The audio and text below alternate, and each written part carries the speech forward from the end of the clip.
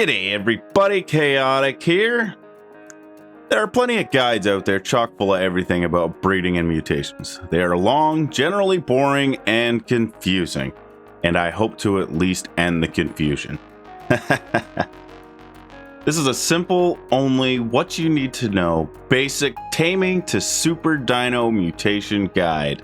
To start, you're going to want to check out this website, Dododex, also an app on your phone. It has everything from the best taming food to stat calculators. Type in the dino you're after and it will tell you what you need for taming it based on its level and the server settings for taming speed. For this video, I'm going to be taming and breeding aberrant megalosaurs. Once you find a high level, knock it out, pan over to Dododex, add its stats to see where the levels are distributed. Also, Dododex is not accurate after taming is complete. Dododex can't determine levels you get after taming for melee and movement speed, but it does work for health, stamina, etc. You want to be looking for the highest levels that you can find. Higher levels give more bonus levels from taming effectiveness, so try to find dinos that are at least level 130 plus and have at least 25 levels into a stat that you are looking for and need. Generally for boss fights that you are not riding on, you only need health and melee. Tame your dinos with its best in slot taming food. In this case, it's superior kibble. Check Dododex for your dino. The better the taming food, the better the taming effectiveness. This is important because melee and levels go up by a large bonus from taming effectiveness. Higher taming effectiveness equals higher damage and levels at the end of the tame. Once tamed, the bonus levels are distributed randomly onto its pre-tamed stats.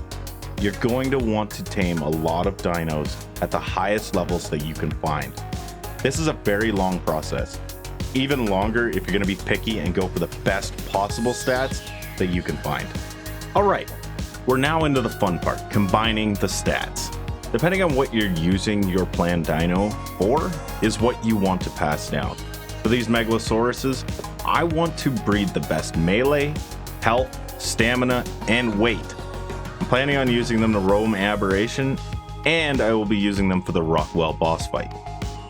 The stats that you don't need are not worth worrying about. So long as when you are done, you have one male and one female at the exact same stats and level. We call this a breeding pair. Do not imprint these. It's easier to keep track of the stats that way. You can also write them down or use a spreadsheet or something to keep track if you want. I know I do. After you pick out your dino's best stats from all of your tames, you will now have to breed until you get a baby with both parents' best stats on it.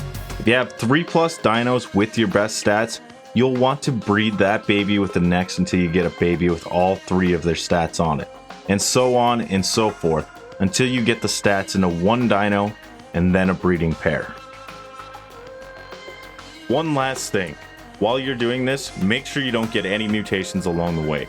You don't want any of your stat dinos to have a mutation on it, or we'll throw this entire process out the window and make getting your first 20 mutations that much harder.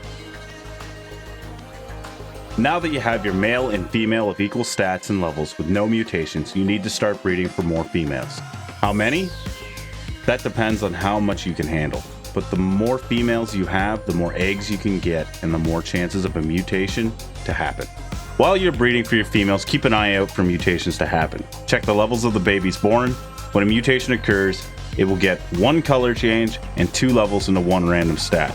Now remember, movement speed is a hidden stat, unless you're on a server with mods that allow it to be seen. Example would be Super Spyglass. And you may not see a color mutation either, as there are 6 locations that can get it. But not all dinos have 6 locations. The Megalosaurus only has 3 visible locations. The game rolls dice to see which regions get both a stat and a color. It can pick a spot on the dino that is not visible. It is possible to get a mutated dino that has 0 visible changes to both its color and stats, but still has 2 more levels. This is because movement speed is hidden and the stat doesn't go up because of breeding. There's also a chance of getting double mutations, but the chances of getting full stats into the same spot you're looking for is very slim. So now that you're hatching eggs looking for females to add to the egg layers, you may start seeing mutations. Click on the babies with +2 levels or +4 for double mutations and open its inventory and compare its stats to your non-mutated stats and see where the mutations land. If it's not on a stat you want, kill it and look for the next one. But when you do find one with the stat mutation you are looking for, raise it up. If there are any color mutations you like, raise them up as well and put them to the side until you are done. I am planning on mutating 3 stats on these Megalosaurs: stamina, health, and melee. So those are the 3 babies that I'm looking for. Once you have all your breeding females with no mutations, and your first mutated babies all grown up, it's time to start mutation stacking. I kind of got unlucky for my first health mutation, and I got a female. I want to raise it up, then breed with my stats male until I get a male baby with the same health stat mutation. Then grow it up, put it in the group with the females, and then breed with them until I find a new mutation. This will be 4 levels higher than the original stat Megalosaurs, and you will want to continue this process all the way until you're satisfied with mutations. I am going all the way up to 20 mutations, which is 40 levels for health, 20 mutations, which is 40 levels for melee, and 10 mutations, which is 20 levels for stamina. Once you hit 20 mutations, you can keep going if you like, but there is a max dino level of 450, and that includes your domestic levels from experience gains on official settings. You can breed down stats that you don't need by taming low-level dinos and making sure their taming effectiveness is 0, and this will not add any more levels after the tame. If you want to get your mutations to a ridiculous level, you can, but keep in mind that after 20 mutations, the chances of a mutation are cut in half.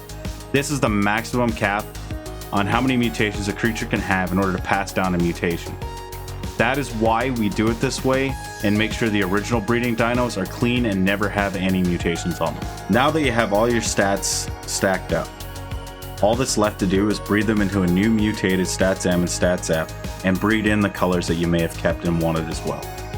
This is the exact same process from breeding your wild tame dinos together, just add in colors. Once that is done, breed up and imprint your new super dino and see how much more powerful it has become.